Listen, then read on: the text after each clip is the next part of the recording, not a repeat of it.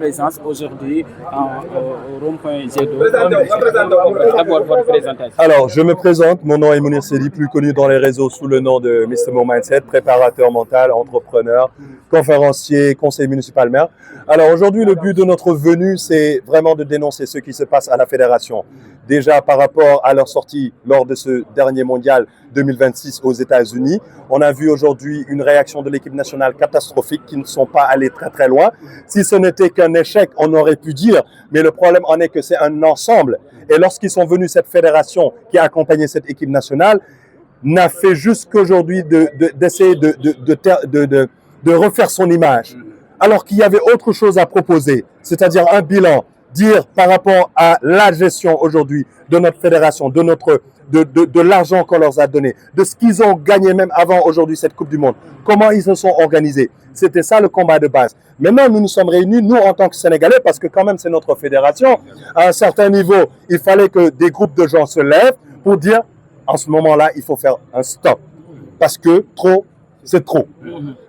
Ils sortent devant les médias, ils disent, ils font des sorties catastrophiques. La population voit. On sait ce qui est vrai, on sait ce qui n'est pas vrai. On a le discernement. Vous avez vu cette sortie où il parlait aujourd'hui d'un médecin gynécologue. Pour aujourd'hui une fédération, il devrait avoir la possibilité de pouvoir sélectionner les bonnes personnes. Mais deuxièmement, ce gynécologue est sorti. C'est même pas un gynécologue, c'est un médecin qui est sorti pour dire que cette information est fausse. Donc il y a trop, excusez-moi, de balivernes, supposées balivernes qu'on est en train de voir. À un certain niveau, nous sommes le peuple. L'équipe nationale, c'est notre équipe nationale. Nous voulons aujourd'hui, parce qu'on ne peut pas enlever cette fédération directement, mais la possibilité est que cette fédération puisse démissionner d'elle-même, avoir le cran et de dire « Nous n'avons pas pu faire ce que vous nous aviez demandé. C'est le moment aujourd'hui de partir, tout simplement. » Hier, vous avez suivi la sortie de la fédération sénégalaise qui défendait, qui situait ses responsabilités, comme si ils n'ont rien fait. Oui, ils sont en train de situer les responsabilités sur Pape Thiaw, mais c'est parce qu'aujourd'hui, c'est un manque de leadership. Nous qui sommes dans le domaine du leadership, quand il y a un problème, on ne va pas prendre une seule personne et la sacrifier. La chose qu'il faudrait faire, c'est dire qu'il y a une faille d'ensemble. Il faut qu'on essaie de gérer cette faille. On a fait ça, on a fait ça, on a fait ça. Mais non pas pointer du doigt les autres et dire que oui, nous n'avons rien fait. Non, vous avez fait quelque chose parce que vous êtes la base de cette équipe nationale. C'est à vous aujourd'hui de prendre toutes les responsabilités nécessaires pour dire au peuple sénégalais que vous avez failli à votre mission. Point barre. Pape Thiaw, elle a le droit de sortir pour donner sa version ou bien pensez-vous qu'il doit être neutre?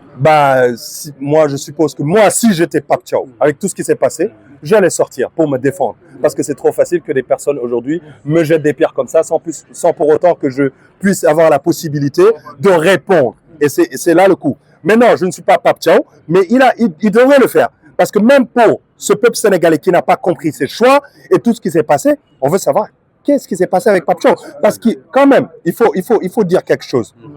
Il a quand même au début fait un bon travail. Il faut dire les choses telles qu'elles sont. Mais à un certain moment, il est parti au mondial et c'était vraiment catastrophique. Qu'est-ce qui s'est passé à l'intérieur? Il y a anguille sous roche. On aimerait savoir la vérité. On aimerait que ces personnes-là nous éclaircissent par rapport à ce qui s'est passé lors de ce mondial, tout simplement. Le président de l'Assemblée nationale prévoit qu'on ouvre une enquête parlementaire pour situer les responsabilités. Qu'en pensez-vous? L'Assemblée, c'est le peuple, encore une fois.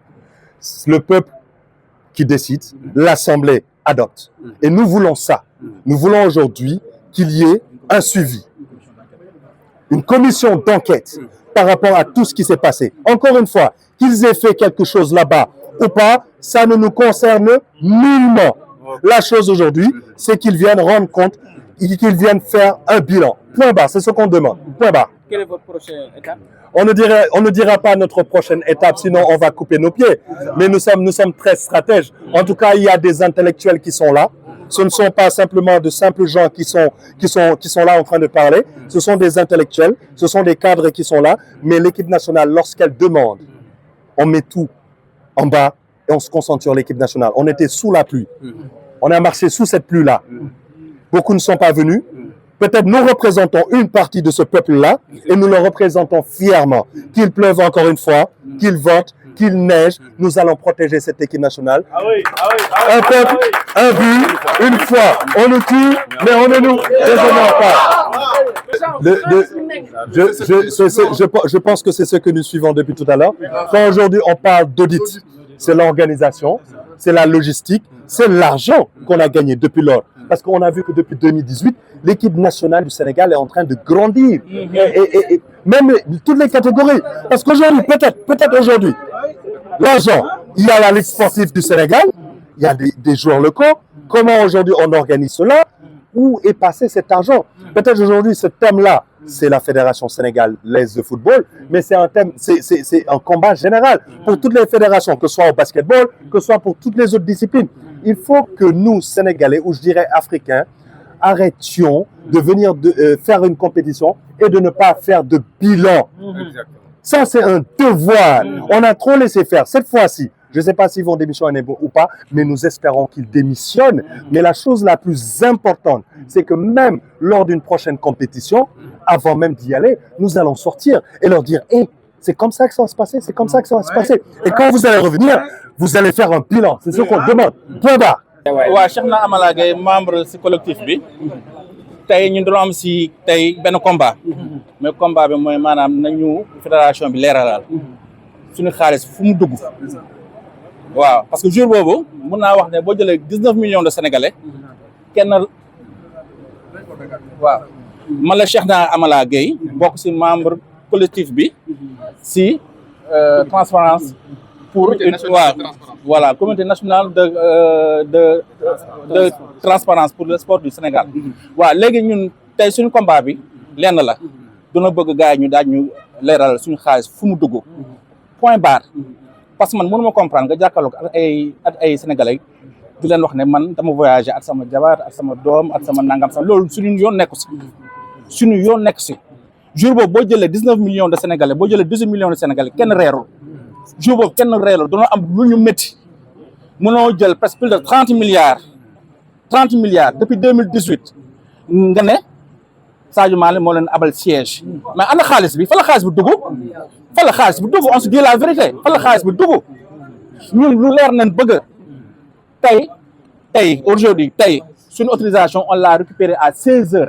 marche bi waroon démarrer à 16h ñu récupérer suñu autorisation à 16h est-ce que loolu c'est normal ouais on a déposé depuis le 6 ñu déposé suñu autorisation depuis le 6 ñu woo tous les sénégalais gars yi ñëw ay Tamba ay Koungheul ak Mbacké fu nekk man mi Bambilor laa jóge bàyyi sama activité entrepreneur la ay sos ñu ngi fii ay Serigne ay Pa Assane Serigne Ngagne yeneen gars yaa ngi fii ñoom Mambo tous les sénégalais ñoom Jules gars yi ñoom Pipo ñëpp a ngi fii xam nga ñun lu ñu bëgg nañu gars yi leeral suñu xaalis fu mu dugg point barre ñoom ñu am matuwaay ñu bàyyi suñu fédération bu ñu bàyyi suñu biir fédération dootu ñu dem stade ñoom moom suñu xaalis dans 3 mois les compétitions vont démarrer dans 3 mois match de qualification Coupe d'Afrique 2027 2028 démarrer ñun sénégalais yi bu fédération bi bàyyil dootuñu demati stade di supporter équipe nationale bi ñu ngi waajal nag te JO yaa ngi ñëw encore en plus de ça lii nag lépp lay xeexal muy basket muy lamb muy athlète sport de combat yëpp tout ce qui est fédération dinañ jàkkaarloo ak yow wax la suñu xaalis foo leen ko dugal di leen ñaan ngeen bàyyi suñu fédération ngir yàlla ak yonente bi ngir yàlla bàyyi suñu fédération si c'est tellement facile merci beaucoup. voilà ñu daal di continuer réaction yi rek bu fekkee am nañu kii bi voilà nga jéem a avancer avancer c'est bon voilà présenté wu kilifa yi. waaw Pipo la nekk membre ci comité bi voilà comme ni ko gars yi fi jógee yëpp waxee rek voilà c'est ça quoi nekk benn Sénégalais bokk membre ci communauté bi pour défendre intérêt wu Sénégal c'est ça. tey gis nañ ngeen def mobilisation bu am solo ngir fas yéene ñëw taas seen i doléance ngeen di sàkku audit pour ñu leeral li nga xamante ni coow li nga xam ne moo am ci fédération bi. waaw xam nga Sénégal football Sénégal dafa am fu mu jugee am fu mu agsi ñun ñëpp en tant que supporter en tant que sénégalais on a souffert avec l'équipe nationale du Sénégal lu ne dund nañ ko lu ne daj nañ ko ak équipe nationale du Sénégal donc yàlla dimbali nañu ñu franchir cap bii nii ba agsi fii waratuñoo nangu ñuy ñëw di ñu wàcce waat au plus bas de l'échelle loolu waruñ ko nangu donc nag li tax tey mobilisation bi am wala tax tey ñu génn mooy transparence comme ni ko gars yi waxee suñu football parce que xam nañ ni football bi gis nañ li muy dugal ci dëkk bi gis nañ milliards yi nga xamante ne moom mooy dugg ci dëkk bi mais ba léegi loolu amul benn suivi biñ jógee CAN dañ leen a waxoon loolu pour ñu defal ñu li nga xamante ne moom mooy bilan ñu ne ñu bëgguñ ko leen déstabiliser dañoo bëgg a concentré wu ci coupe du monde bi léegi dem nañ ci coupe du monde bi nag ba dikk donc yoon la ñu defal ñu bilan parce que nag sénégalais yi war nañoo xam exactement football suñu football bi fan la toll xaalis bi fan lay dugg ñi jiite suñu football bi ñu teg leen fi ban liggéey leen ñuy defal parce que tamit dañ leen a yónni mais moomuñu équipe nationale bi sénégalais yi ñoo ko moom képp kuy sénégalais yow yaa ngi ci biir donc nag boo demee compétition ba dikk yoon la nga defal sénégalais yi bilan fan la xaay bu dugg ak lan laa ci def loolu moo nekk objectif bi transparence juste pour transparence teewaay ak taw bi nii fii si rond-point waa xam nga maa ngi nuyu ñëpp di leen ziar di leen fay di wax ni ñun ñëpp Sénégal moo ñu yëkkati ak suñu équipe nationale parce que boobu léegi ñu gis ci réseau yi ñuy wax tey li ñu indi mooy li ñu waxante woon ak gars yi rek jox gars yi rendez-vous gis nga tey ñëpp gis nañ mi ngi taw Dakar mais tey ci biir taw bi leen ñëw te ñu ngi jógee ba Kees et que tey di wax ni li ñu naqari mooy suñu équipe li ñu naqari suñu équipe suñu ay dirigeants ñooñu ko teg mooy suñu fédération léegi nag Sénégal yëpp gis nañ ni liñ doon laam-laamee avant coupe du monde ba ci biir coupe du monde ñu naan lii am na ñuy werante tey bi gars yi ñibbisee ba kenn ku ne commencé wax leer na parce que déjà boo xoolee waxtaan bi rek xam ni fédération bi dañoo tasaaroo kenn ku ne da ngaa xool ku la neex nga ànd ak moom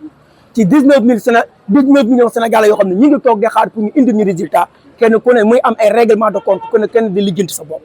ba Sénégal échec nii mu échecgee liggéey équipe bi ba mu àgg ci kaw ñu wàccawaat équipe bi ba zéro équipe bi mën na jaar fii ba 10 ans du baaxaat ba fi Aliou Cissé nekkee lii amu foon rek la woon na benn jour yóbbu ko ay caractère boobu lañ soxla gëm sa équipe bëgg ko ku war a dugg ku war a dugg toog génn ba jotee ku ñu war a génne la ki la war a remplacer lii lañ wax. démb gis nañ li nga xamante ni moo am waa fédération demal am conférence de presse jàddi seetal seen der waaye naka ngeen gisee li si ñoom parce que gis nañ kenn ku si nekk day jéem a génn pour seetal. mooy li ma wax dama ne pàccaxoo moo am kenn ku ne yaa ngi wax de seetal sa bopp mais olof nee na ku sa noon seede say du ko ñaaw koy sangu sa wujj du set mais lii yëpp intéressé wul li ñu intéressé daal te nga xam ne Sénégalais moom lañ bëgg mooy yaakaar nañu bu ñu ñëwee tey dañ naan garaawul ñun dem nañ li Sénégalais yi bëggoon defuñu ko kon dañuy arrêté ñu xool ñeneen parce que loolu ñoom mën nañ ko def bu dul loolu amul ñu lancer appel président assemblée nationale lancer appel président de la république ñoo am pouvoir ñoo am doole pour yenn ñu mën ñu ko régleel te yaakaar naa ci li ñu war a dox mooy ñoom li neex Sénégalais ak li Sénégalais bëgg ñëpp xam nañu benn Sénégalais contour ku nekk ci biir réew mi ak ku nekk bitim réew li ñu bëgg nañ ñu ko defal mooy que ñii dem nañ échec nañ man yi gars yi di wax naa ko 1000 fois du ma koy wax ay dañoo dugal fii jigéen ak man ñun nekkuñu ci yooyu ñun buñ doon dugal milliards yi jigéen te équipe bi di gagné suñu yoon newu ci jël nañ fii xaalis man mënumaa am preuve ni kii daa jëli wala man nekkuma ci yooyu ñun li ñu intéressé mooy équipe bi moo ñu intéressé kon donc tey jii ni ñoom ñëpp dañoo échec ñoo tax équipe bi échec ñoo tax Pape Thiaw échec ci ay xëccoo yu am parce que ku dégg histoire bi nga xam ne Pape Thiaw nit kese la mentalement am na benn instant boo xam ni mooy loolu nit attanul yenn yi ci signal ma contrat fii contre nos vers équipe bi du ma ko yóbbu genre affaire yooyu te yooyu waroon naa mën a ñàkk Pape Thiaw tamit waroon naa mën a sóor Sénégal xool li ko metti mu jàppale réew mi ba yi passé ñu xool nuñ koy lijjantee am na droit nag laaj ay droit am parce que moom la en tant que coach mais lépp ak kenn ku ci nekk waroon nga sóor 19 millions Sénégal yi nga xam ne ñoo la yónni toog di la xaar loolu lépp nag passé nañ ko tey équipe bi toroxal nañ Sénégalais yi léegi Sénégalais yi seen xel dalatuñ ci équipe bi wóolatuñ équipe bi il fallait que ñu am staff boo xam ni fédération boo xam ni dina ñëw dalalaat xelu Sénégalais yi wan ñi footballu Sénégal nañ ko yëkkatiwaat nañ ko yóbbu foo xam ni nit ñi foogewuñ ko ñooñu nag mënuñu ko am lu dul ñu bëgg football ñoo xam ne gëm nañ Sénégal ba pare Sénégal jaral leen seen bakkan ba pare ñu bëgg football ñooñu mën a jox loolu nag ñàkku ci biir réew mi am na fa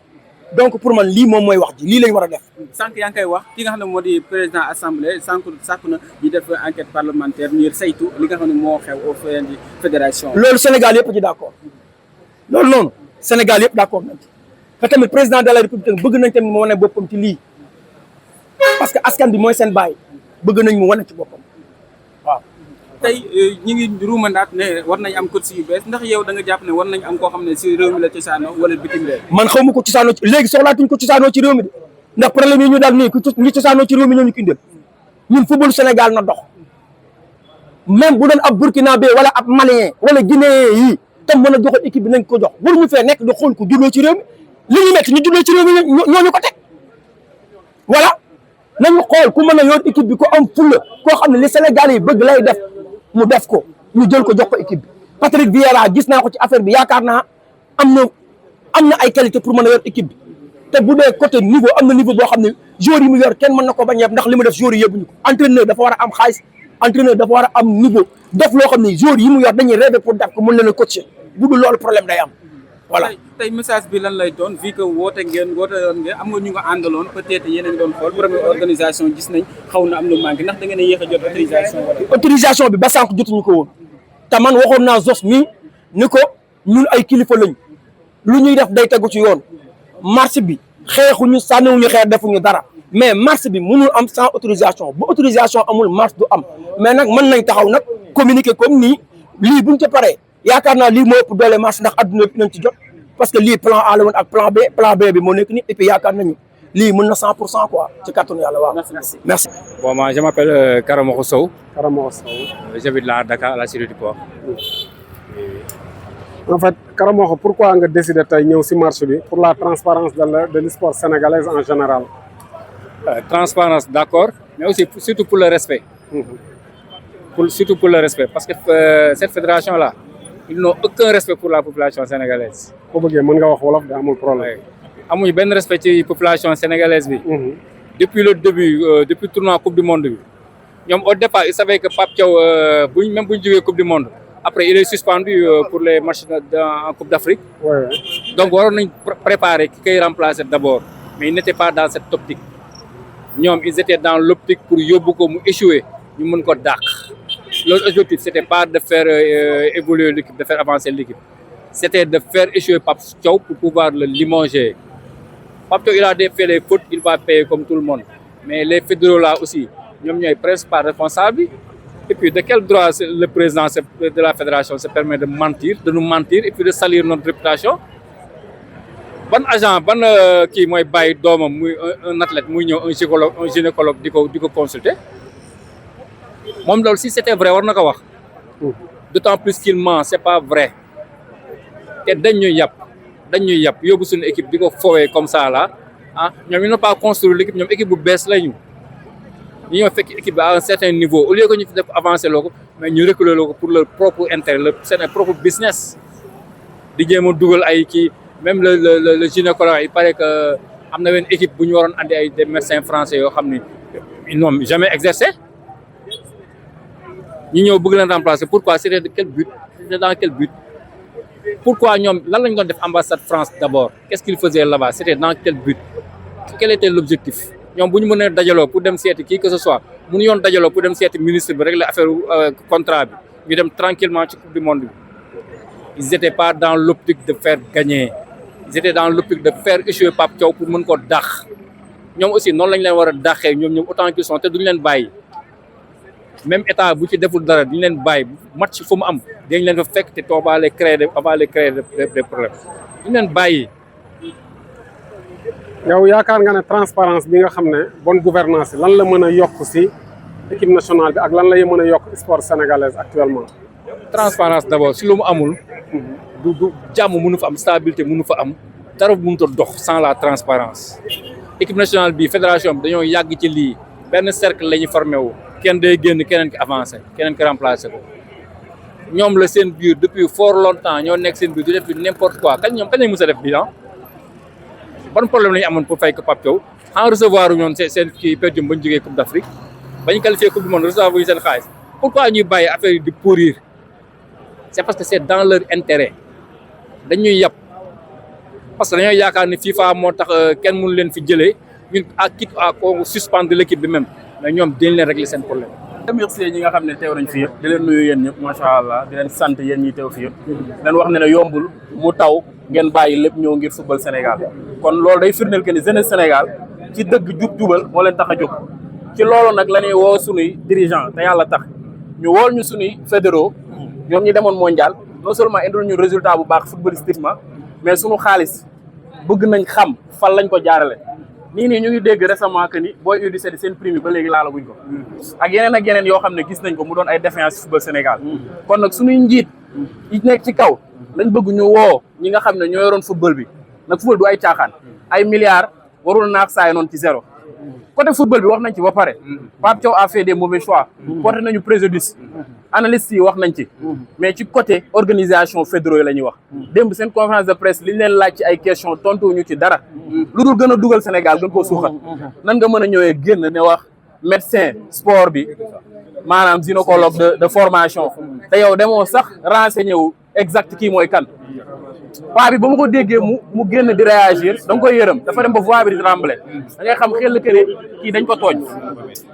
moom ci boppam def na benn interview en 2018 maa ngi doon def vidéo di leeral comme quoi que ni c'est vrai def na gynécologue mu ngi noonu mais 4e année dafa spécialisé wu ci wàllu médecine sport yore yenn club yu ci mel ni US Gorée en 1981 ak yeneen ak yeneen ak yeneen 86 bopp yow nan nga mën a doonee président fédération sénégalaise de football médecin bi fa nekk yow xamoo parcours yamaatuñ foofu yow nga nekkoon ci finance su fédération depuis des années nga nekkoon nag fa ak moom mënoo xam exact kii mooy kan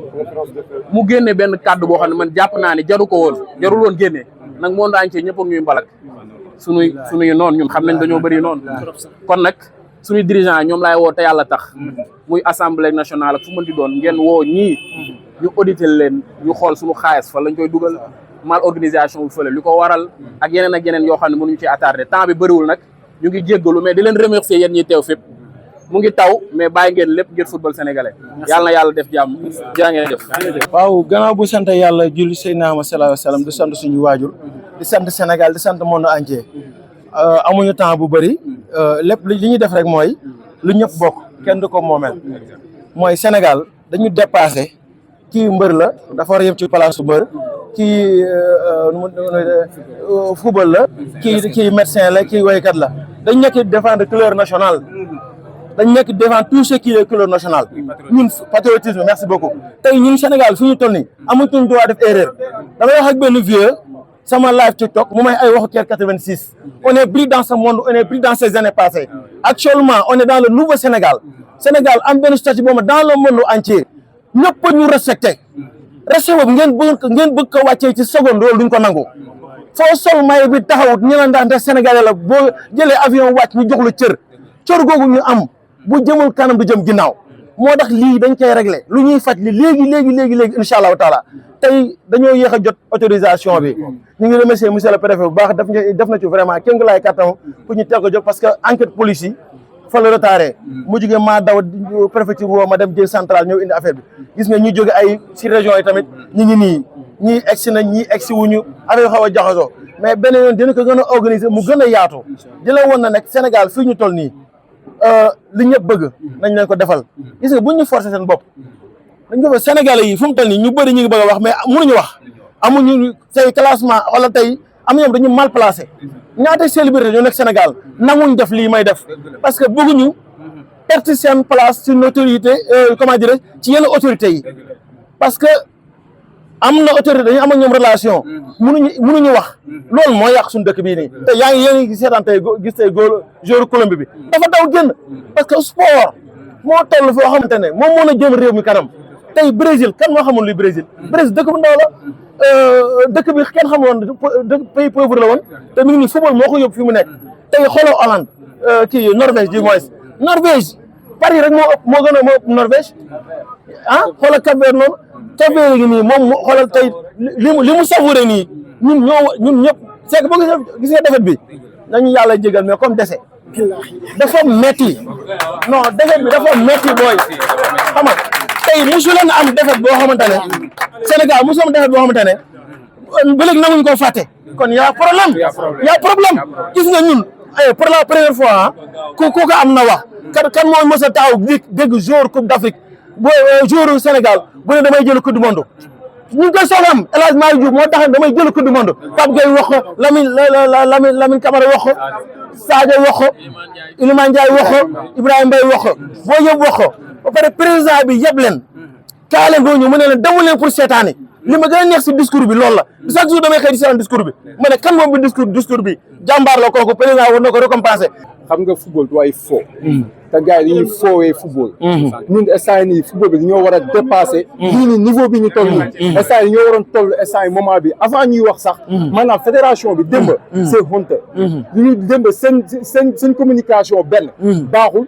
pour population sénégalaise kenn kontaanu ci xoolal mu ngi taw mais xoolal ñun bëgg suñu réew bëgg Sénégal moo tax tey ñu ñëw maanaam gis nga ñu nekk fii rek li ñu ko mën a waxee nga la nag yéen ñi nga xamante ni yéen a ngànk football bi defal leen football bi waaye da ngeen ba yàq suñu football bi waaye bu dee dëgg la. merci waay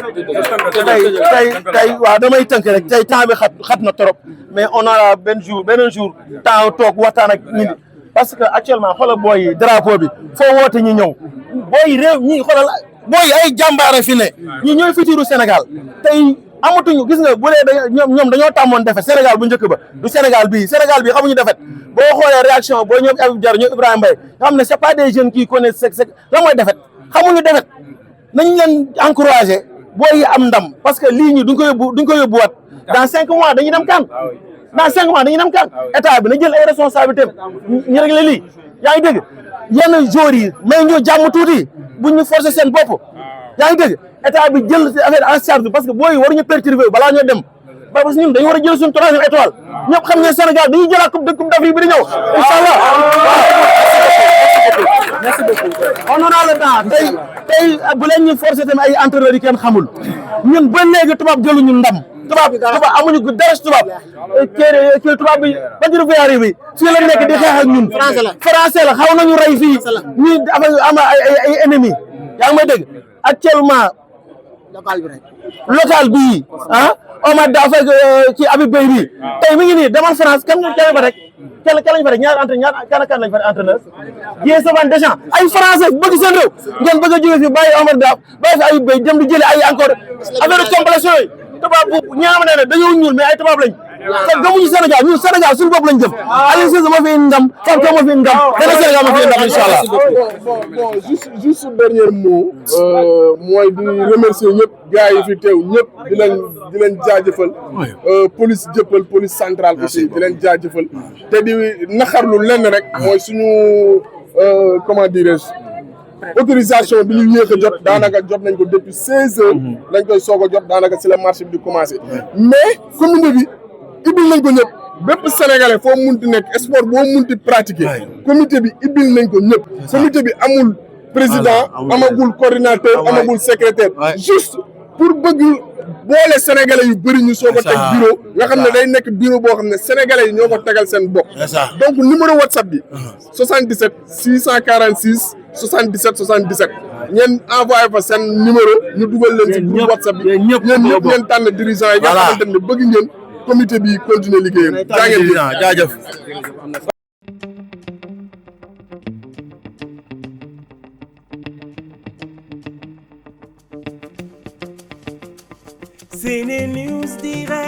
SeneNewsDirect.com pour seeni information yu soxal askanu Sénégal ci politique ci culture bàyyiwul benn sport lépp loo leen bëgg wax mu ngi fii ngir askan bi dina dalal ay homme de culture célébrité yenn xeeti personnalité yi leen yi teel moom dina leen baxe lu aju ci ay série télévisée ak gastronomie ngir bégal leen moo ngi ci YouTube moo ngi ci Facebook moo ngi ci TikTok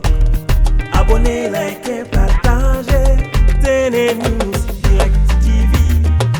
SeneNews Direct pour vos informations politiques ci culture SeneNews Direct pour vos informations ci sport société SeneNews Direct pour vos informations ci people et divertissement SeneNews Direct pour vos informations SeneNewsDirect.com SeneNews Direct TV sur YouTube, sur Facebook, sur TikTok. Il faut s'abonner, liker et partager.